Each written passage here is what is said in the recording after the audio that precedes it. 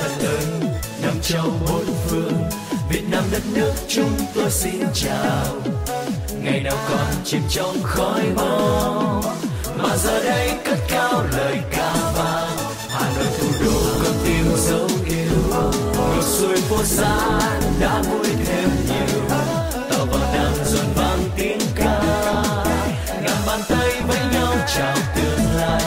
Sài Gòn hôm nay bao nhiêu đổi thay, hòa theo sức sống với bao công trình. Từ bàn tay cùng nhau đắp xây, để giờ đây chúng tôi gọi mời. Hãy đến với những con người Việt Nam tôi, đến với quê hương đất nước thanh bình, đến với Tết Tan giao thừa ngày 30, với những chiến công mùa xuân năm ấy.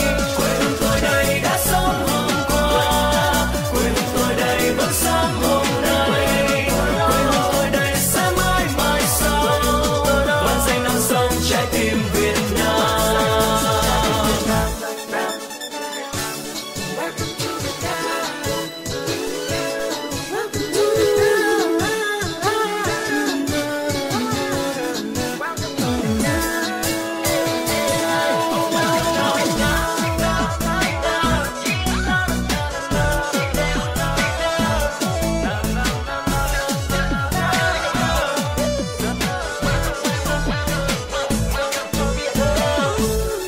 Này bạn thân nơi năm châu bốn phương, Việt Nam đất nước chúng tôi xin chào. Ngày nào còn chìm trong khói bom, mà giờ đây cất cao lời ca vang.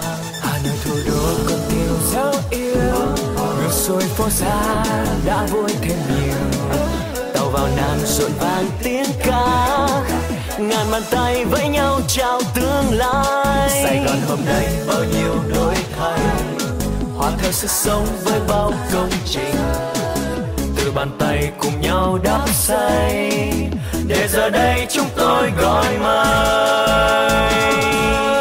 Hãy đến với những con người Việt Nam tôi, đến với quê hương đất nước thanh bình, đến với Tết Tan giao thừa ngày 30, với những chiến công mùa xuân năm ấy.